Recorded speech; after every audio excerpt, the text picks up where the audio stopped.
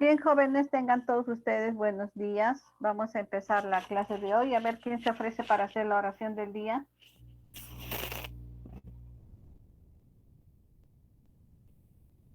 Nada.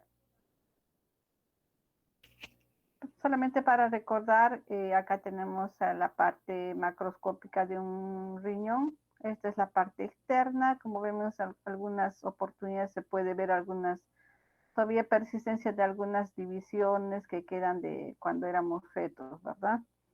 Este es el corte que se hace cuando se hace, digamos, para ver las diferentes partes del riñón y se hace un corte por la mitad, ¿no? Entonces acá tenemos la corteza, hacia la parte central tenemos la médula y por acá tenemos los vasos a través del irio, ¿verdad? Asimismo vemos que los riñones tienen un color rojo vinoso normal. Aquí estamos viendo un pequeño quiste en la superficie, que son a veces quistes de retención, se pueden observar normalmente. Entonces acá tenemos la corteza, la médula con sus cálices, acá un corte de los tipos de nefrona que encontramos tanto a nivel de la corteza como de la médula con sus diferentes túbulos. Entonces, a nivel de la corteza tenemos la mayor cantidad de glomérulos, eso ya lo sabemos, ¿no? Y hacia la parte de la médula vamos a tener igualmente también mayor cantidad de túbulos, ¿no? Entre los proximales, distales, los tubos colectores y el asa de Henle. Todos estos tubos se parecen, la diferencia está de repente en el tamaño del epitelio, que lo vamos a ir viendo poco a poco. Acá tenemos los túbulos en sus diferentes porciones a nivel de la corteza, la médula, igual, ¿no? Tenemos acá el glomérulo, acá el inicio de los tubos, el túbulo proximal, los colectores y más hacia acá tenemos el asa de Henle.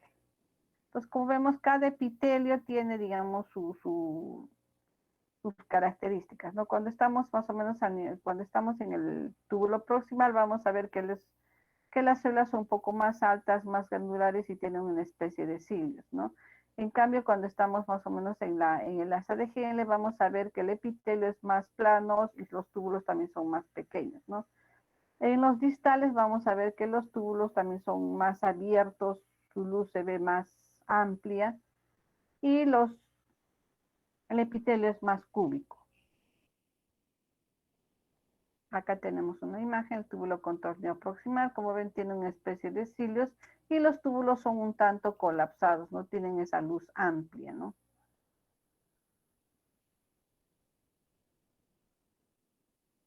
Acá tenemos el proximal en otro corte, vean, tiene la luz, a veces se les ve un tanto colapsadas, otras veces un poco más amplia, ¿no?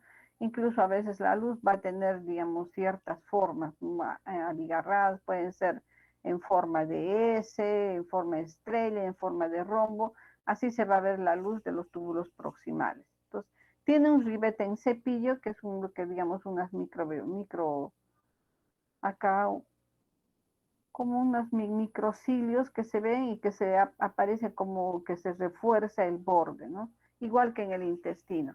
Son más eosinófilos, son más acidófilos, tienen menor espacio en la luz del túbulo y tienen una menor cantidad de núcleos, ¿no?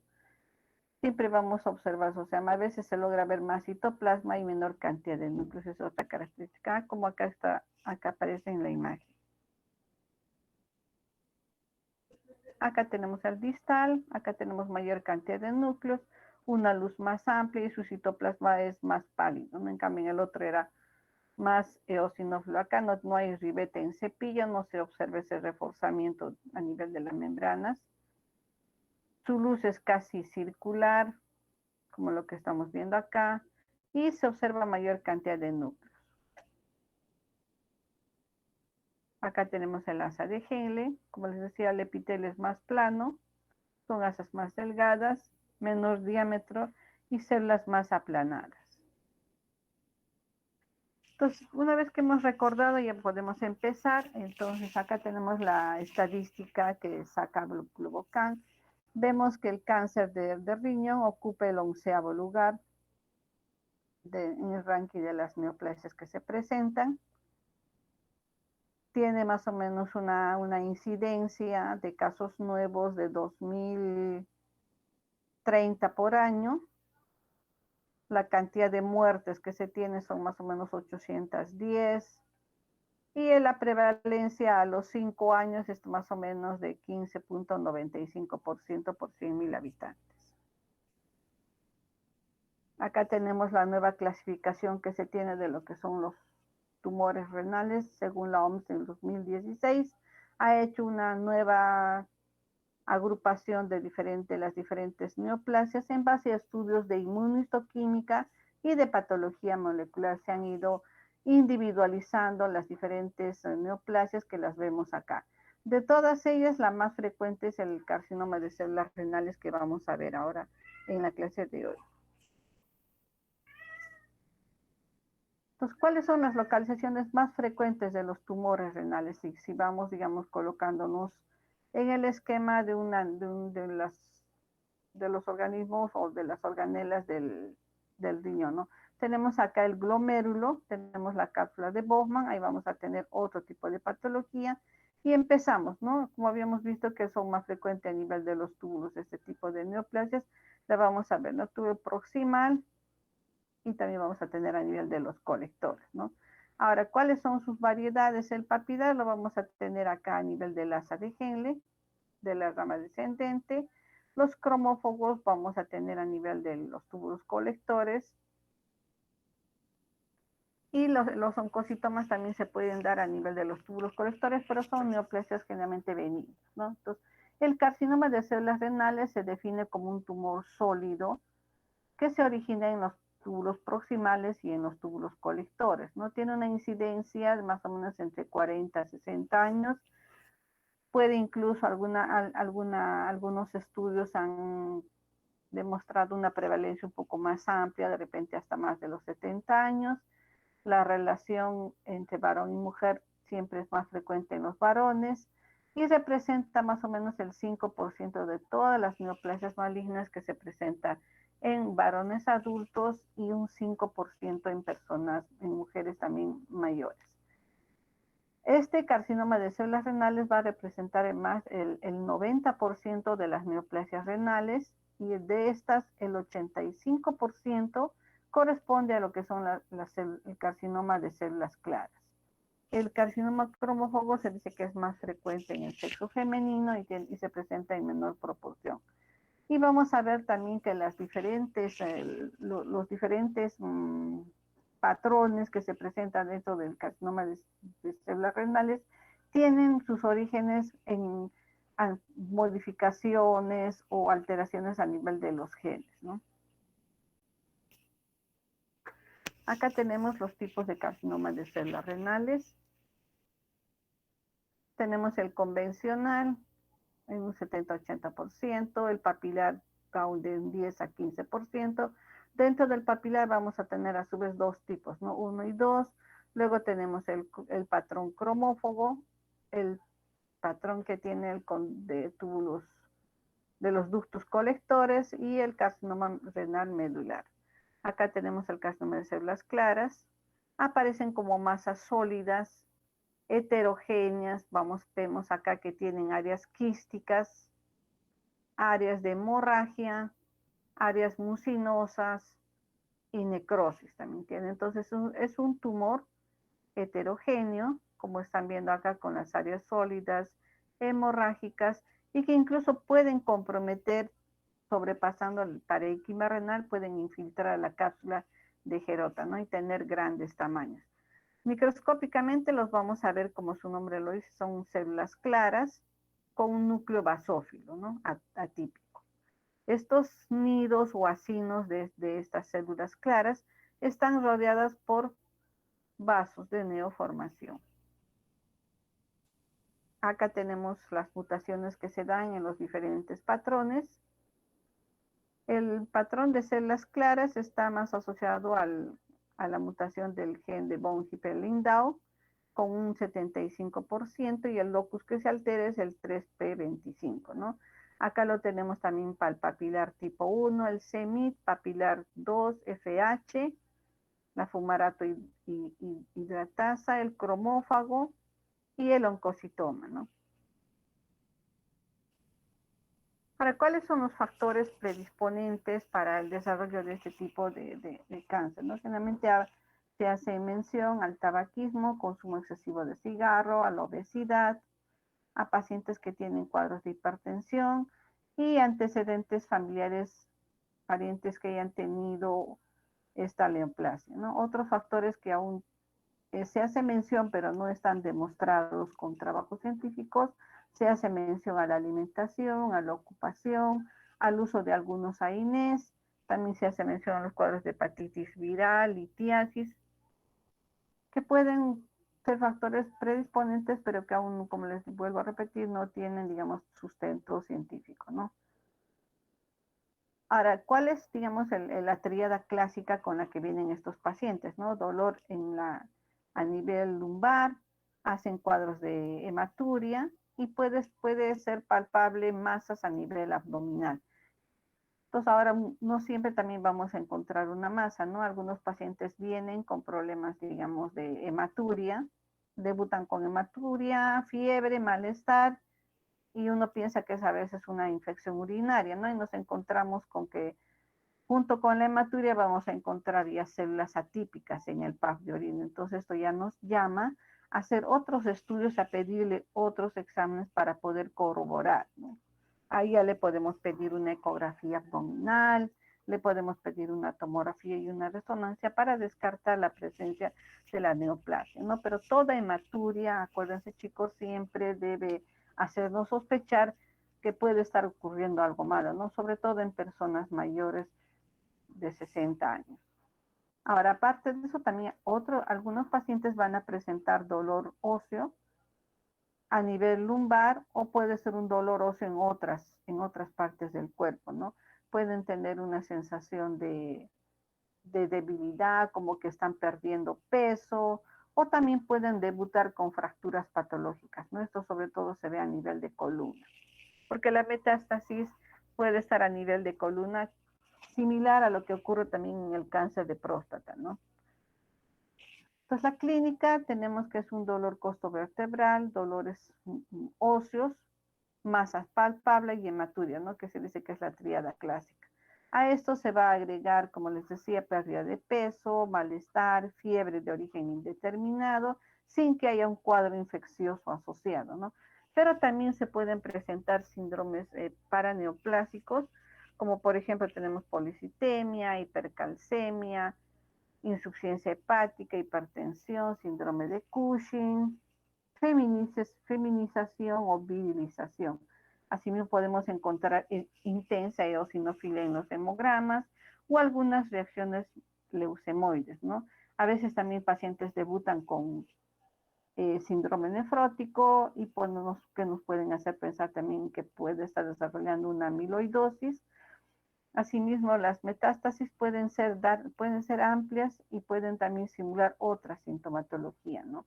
Como les digo, cuando hay metástasis se da las fracturas patológicas y también nos indican sospechar la presencia de una lesión primaria en otra parte del cuerpo, ¿no? Y la sobrevida está en relación al momento en que se haga el diagnóstico, igual que todas las otras neoplasias, ¿no? Cuanto más antes se hace el diagnóstico y el tumor es pequeño, no hay metástasis, no hay ganglios comprometidos, entonces el tiempo de sobrevida será mucho mayor. A veces, como les decía, los pacientes debutan con que de un día para otro tuvieron una micción, una orina más pintada y ya les llama la atención. Entonces, ahí se hacen sus controles y a veces encontramos de una manera accidental o incidental esta neoplasia, ¿no? Y eso se dice que es más o menos incluso un mayor del 50% de los casos, ¿no? La hematuria. A esto se suman los dolores óseos, dolores que incluso a veces hacen confundir que puedan ser artrosis o artritis, ¿no? Los pacientes a veces no les duele y si hacemos una buena anamnesis vamos a poder, digamos, diferenciar el cuadro, ¿no? A esto también hay que observar la presencia, digamos, cuando se hacen el examen de abdomen, si es que hay una masa palpable, ¿no? Porque si crecimiento tumoral ya es amplio, se va a notar la presencia de la masa tumoral o el dolor, el paciente también va a referir en ese lugar. Acá tenemos, vean ustedes, un carcinoma que está ocupando uno de los polos renales, es una tumoración bien amplia. Entonces esta tumoración más o menos haya ocupado espacio, ha hecho efecto de masa, entonces esto sí puede ser palpable, ¿no? Acá tenemos algunos exámenes auxiliares, como pueden ver, dentro del parénquima se puede observar el desarrollo de esta masa tumoral, ¿no? En ambas imágenes. Y cuando se tiene la pieza, vemos que acá tenemos el parénquima normal y acá está la neoplasia. Vemos, como les había dicho, este tumor es heterogéneo. En este caso, en esta imagen, estamos viendo un patrón sólido, ¿no? Estamos viendo áreas acá sólidas, estamos viendo áreas nodulares, pero también vamos a encontrar acá áreas mucinosas, ¿no? En estos dos lados. Algunas pequeñas áreas hemorrágicas. Ahí vamos a ver otras imágenes. Acá tenemos otro. Generalmente las lesiones vienen así, o sea, las que hemos tenido nosotros oportunidad de ver son así, ¿no? Lesiones polimórficas, heterogéneas, que tienen áreas quísticas, como las que estamos viendo acá. A veces son múltiples. Acá vemos las áreas sólidas, áreas de necrosis, áreas mucinosas, quistes con contenido hemático y que tienen algunas veces la cápsula muy delgada y otras han comprometido la cápsula ligerota, ¿no? Vean el riñón, casi siempre se da en los polos. Acá tenemos otra imagen también nodular con áreas de hemorragia, necrosis. Otra cosa que también tenemos que tener en cuenta que esta neoplasia va a comprometer la vena renal, ¿no? Infiltra, compromete la vena renal. Por eso cuando envían los riñones con este tipo de tumor, lo primero que nosotros hacemos es sacar el borde quirúrgico, ¿no? Hacemos los cortes a este nivel y tienen que bandar con un buen margen, que sea más o menos de unos 5 a 7 centímetros. De nosotros cortamos el borde quirúrgico y aparte eso colocamos en un cassette como borde quirúrgico y aparte hacemos cortes transversales de todos los vasos que están en el hilo y si es que hay también parénquima neoplasia, cortamos hasta que llegue a este nivel de la pelvis, ¿no? Pero claro, previamente tenemos que haber pintado el borde externo del parénquima renal, haberlo pesado, haberlo medido y después, digamos, de hacer el corte, empezamos a sacar ya, digamos, lo dejamos fijando y al día siguiente, después de un periodo de fijación de 24 horas, ya podemos tener, digamos, una mejor delimitación de la masa tumoral, de la cantidad de parénquima renal que haya podido infiltrar y vamos a poder divisar con mayor precisión las áreas sólidas, las áreas quísticas, las áreas de necrosis o hemorragia, ¿no? Como que estamos viendo acá. Entonces, una vez que se ha fijado, hacemos el mapeo de la lesión, le tomamos una foto y empezamos a hacer los cortes, ¿no? Para mandar, digamos, el borde quirúrgico, todo el trayecto de la vena renal para ver si es que hay tromboembolia tumoral linfática y ver la transición del parénquima normal con la lesión tumoral. En la parte microscópica, ¿qué es lo que vamos a encontrar? Como su nombre lo dice, son células claras, pueden formar trabéculas, pueden formar acinos, pueden formar una especie de estructuras glandulares, algunas las vamos a ver que tienen como una especie de luces, tienen vasos que los acompañan digamos, en el estroma, en el intersticio, vamos a encontrar vasos, ¿no? Como los que estamos viendo acá. Y también en esto tengo que hacerles mención que esta neoplasia, si vemos sus orígenes, se va a formar también por digamos, la mutación que se tiene este gen von Hippel-Lindau, ¿no? Que es un gen que va a, digamos, a inhibir o normalmente evita la proliferación vascular anómala. pero al estar mutado este gen va a haber una angiogénesis, una proliferación de vasos, y se dice que eso está asociado a este tipo de neoplasia. Por eso que vamos a ver en el intersticio gran cantidad de vasitos, ¿no? Entonces, algunas veces adoptan formaciones tubulares, otras veces adoptan formas de trabéculas, otras veces son nidos y ya tenemos también los acidos, ¿no? Acá vemos a mayor aumento, células claras con núcleos atípicos, basófilos. A este aumento de repente no podemos diferenciar muy bien el borde nuclear, la cromatina, ¿no? Pero ya, digamos, el ver estos trayectos irregulares, algunas formaciones tubulares, otros más grandes, tipo cribas.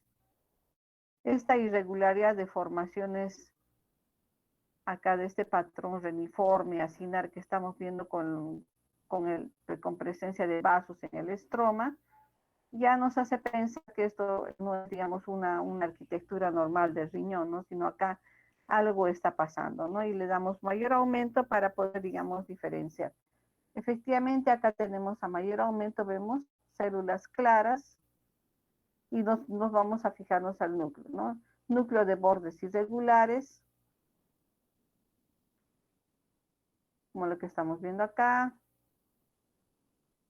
bordes irregulares, la cromatina grumosa. Acá a mayor aumento se puede divisar mejor ese borde nuclear irregular, presencia de nucleolos.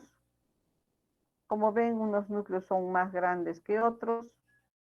Acá tenemos igual, hay, miren, núcleos bien abigarrados, atípicos, como el que está señalando acá la flecha, con dos nucleolos o más nucleolos. Entonces hay un polimorfismo también en el tamaño de las células, unos más grandes, otros más chicas, de diferentes formas, ¿no? Y con atipicidad marcada en el núcleo.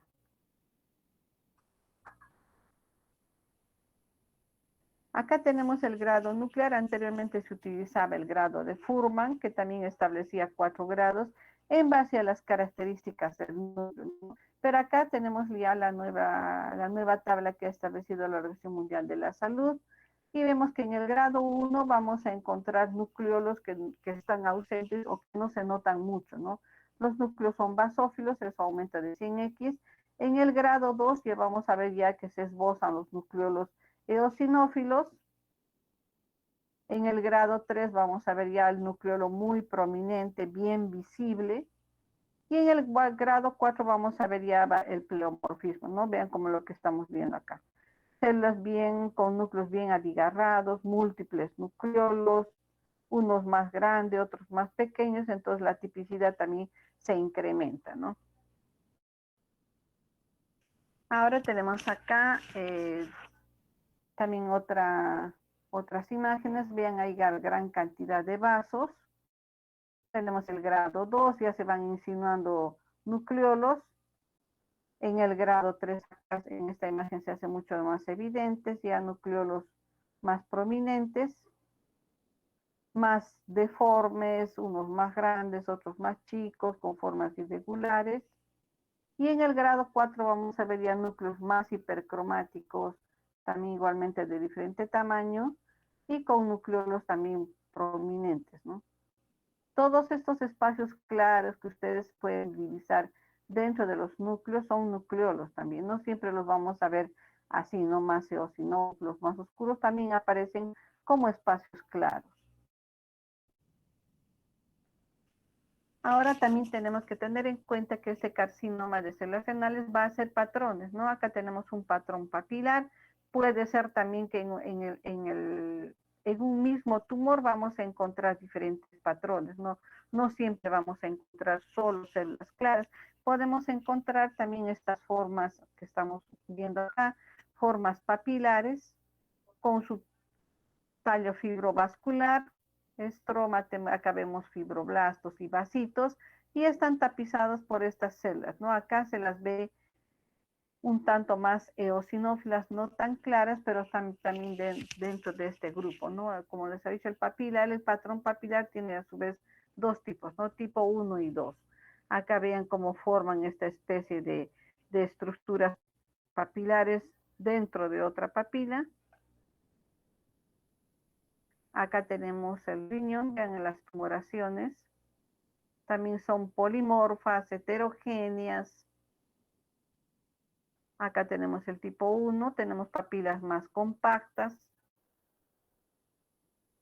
Acá mayor aumento, vean.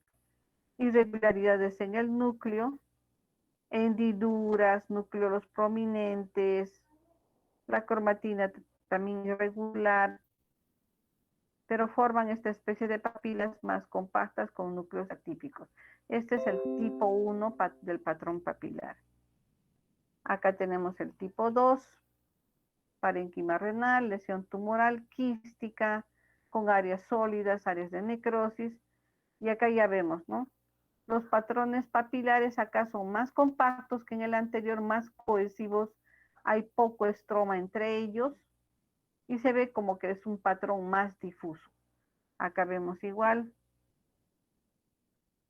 nidos y acinos más cohesivos, más juntos, escaso estroma que queda como en espacios vacíos.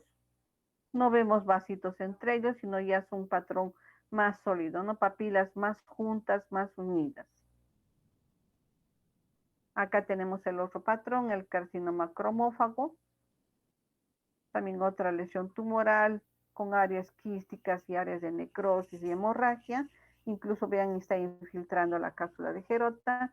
Y vemos acá, ¿no? Son células abigarradas igual, núcleos atípicos, algunas células son binucleadas y tienen el citoplasma un tanto granular.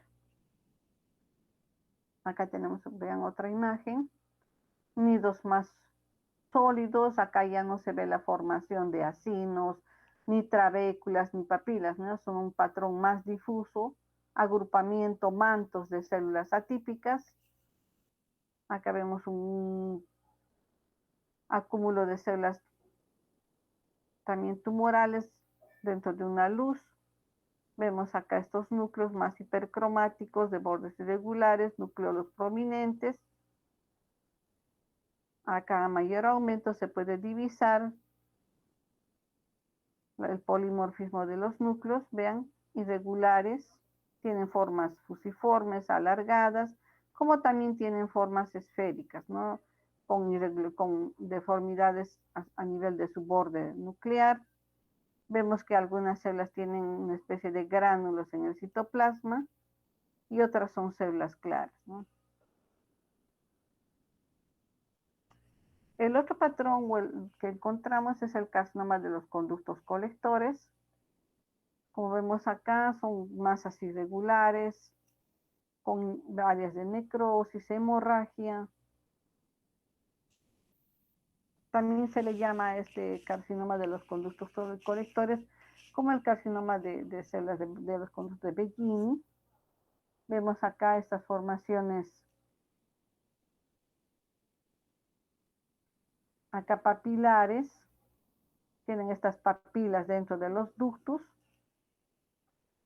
comprometen intensamente la médula, hay reacción desmoplásica, estas partes que ustedes ven que están acá alrededor de las papilas, está formada por fibroblastos y esto le da la dureza, le da esa característica más sólida a esta neoplasia, ¿no? Los núcleos igualmente son abigarrados, atípicos. Vean cómo están tapizando las papilas, núcleos con núcleos prominentes, los bordes nucleares son irregulares. Entonces acá se ve todas las características de atipicidad, ¿no? Acá tenemos otra imagen a menor aumento, una vista panorámica, para ver, digamos, la infiltración, digamos, el crecimiento tumoral, ¿no? Acá vemos un patrón de conductos más pequeños inmersos en un estroma, ¿no? Como este tumor produce grandes reacciones desmoplásicas, vemos en medio de áreas fibrosas la presencia de estos túbulos, ¿no? Acá tenemos otra imagen, una gran reacción desmoplásica y presencia de túbulos atípicos, ¿no? Unos más fusiformes, alargados, otros de formas abigarradas. inmersos en este estroma fibroso, ¿no? Vemos acá túbulos más pequeños, algo de componente inflamatorio que viene a ser la reacción linfocítica peritumoral, con una gran reacción desmoplástica, ¿no? Estos tumores, este patrón es el de peor pronóstico, ¿no? Otra neoplasia que vamos a ver dentro de lo que son los tumores renales es el tumor de Wilms. Como sabemos, este tumor es más frecuente en la infancia, ¿no? También son grandes masas que muchas veces son detectadas porque el niño tiene un abdomen prominente y a veces no se manifiesta hematuria, ¿no? Sino la masa, debutan con masas abdominales. Acá vemos un riñón que tiene la presencia de neoplasia más o menos a nivel central, también tiene áreas de necrosis, áreas quísticas, áreas hemorrágicas y áreas sólidas, ¿no? También es un tumor heterogéneo, pero la ubicación es más central del tumor de Wilms. Acá tenemos otra imagen, una masa sólida que está a nivel central con infiltración de los vasos a nivel del ilion. Y bien, acá estamos viendo una masa más sólida, más homogénea, ¿no? Entonces este tumor también tiene un polimorfismo en cuanto a su presentación y a la vista macroscópica que las vamos a ver. También se les llama a estos tumores nefroblastomas. Acá están comprometiendo tanto la médula como la corteza.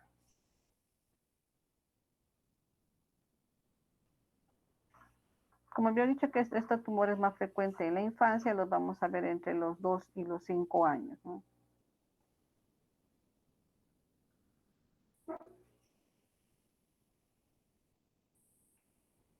Acá tenemos otra superficie de corte.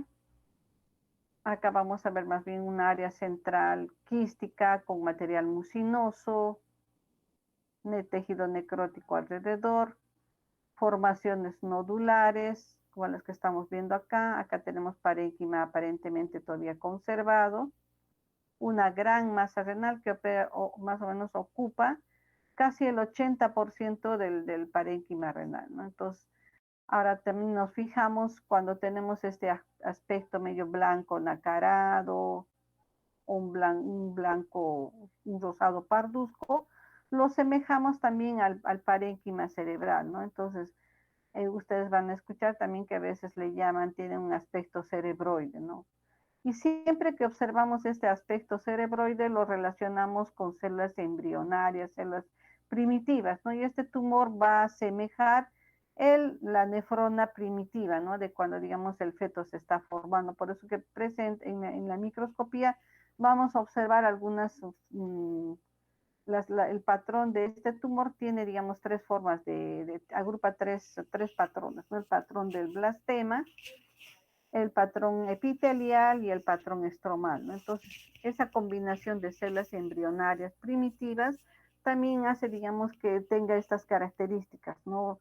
Cuando son tumores embrionarios los vamos a observar con un aspecto blanquecino similar al cerebro de la persona, ¿no? Por eso decimos que tiene un aspecto cerebroide. Acá tenemos otra imagen, tienen una heterogeneidad en su presentación. Acá vemos áreas hemorrágicas y áreas sólidas nodulares, ¿no?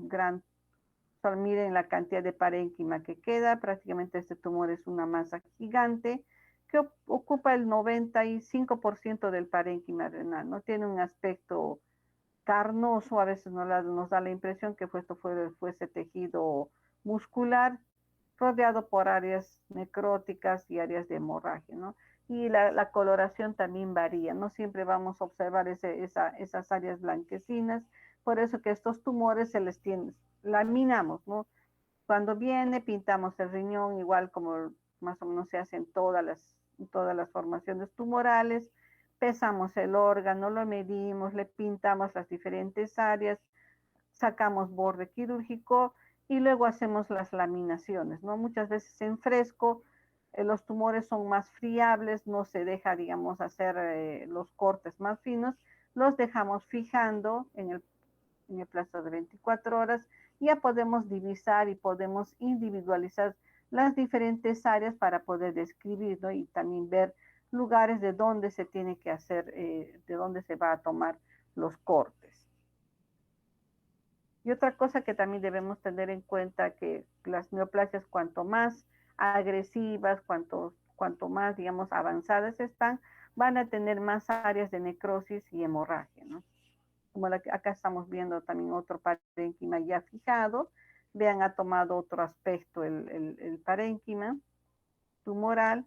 Tienen acá áreas de hemorragia, necrosis y las áreas sólidas, ¿no? Acá tenemos otro riñón en fresco. Vean esas áreas acá nodulares. Acá tenemos áreas de necrosis. Gran masa con compromiso casi del 70% del parénquima renal, ¿no? Ahora se dice que estos tumores son bien delimitados, tienen márgenes bien definidos y podemos diferenciarlos del parénquima renal. Y acá viene lo que les decía, ¿no? El componente histológico, las características que vamos a observar. Vemos acá que tiene un componente blastemal, que vienen a ser las células indiferenciadas pequeñas, que son basófilas de un tono azulado, como las que estamos viendo acá, estas masas acá de células basófilas pequeñas, irregulares, vendría a ser el blastema. Luego tenemos el componente estromal, que viene a ser la parte, digamos, acá formada por fibroblastos, el estroma que está en medio del tumor. Y luego tenemos el componente epitelial, ¿no? Acá estamos viendo esta especie de túbulos. Entonces, esto más o menos nos recuerda al riñón fetal, cuando se está empezando a hacer la diferenciación de las diferentes estructuras del parénquima renal, ¿no? Van a querer formar túbulos, glomérulos fetales. Acá mayor aumento tenemos el componente blastemal. Vean, células pequeñas, masas de células pequeñas, irregulares, basófilas. Acá tenemos el componente epitelial con la formación de estos túbulos. Incluso a veces hay tendencia a formar glomérulos primitivos. Y la parte estromal, ¿no? Formada por fibroblastos y fibras colágenas en el estroma, con vasos sanguíneos, y por ahí también vemos algo de componente de reacción linfocitaria peritumoral. Y como en la macroscopía también habíamos observado que se pueden ver áreas mixoides, áreas con material mucinoso. Acá digamos, en algunas áreas del tumor vamos a ver incluso tejido adiposo, vamos a encontrar áreas con material mucoide. Entonces, ese tumor también va a presentar ese polimorfismo en cuanto a su presentación. Va a haber áreas de hemorragia, necrosis. Pues acá lo que estamos viendo básicamente es el componente celular del tumor. Acá mayor aumento. Vean ustedes acá el blastema formado por estas células basófilas, irregulares, primitivas, que algunas veces las vamos a ver de forma estrellada, otras veces tienen formas fusiformes, otras son redondeadas, como su nombre dice, no, células primitivas. Acá tenemos el componente epitelial formado por estos túbulos y la parte del estroma. Vean acá que está rodeando a estos nidos. Acá tenemos el TNM, que es, digamos, el sistema de clasificación del carcinoma renal. Igual que en las otras neoplasias, según, digamos, el T nos va a indicar el tamaño tumoral, cuánto mide el tumor. Si es, digamos, más un tumor de 4 centímetros o menos, será un patrón T1A, y así vamos viendo, ¿no? Según las mediciones que se tiene, se hace, digamos, se coloca la numeración respectiva, igual en la cantidad de ganglios. N significa la cantidad de ganglios. Si no hay ganglios, se coloca N0, y si es que, digamos, hay alguna metástasis, algún ganglio regional, N1 igual en la metástasis. Bien, chicos, hasta acá habíamos llegado a lo que es el carcinoma de células renales. Si tuvieran alguna pregunta.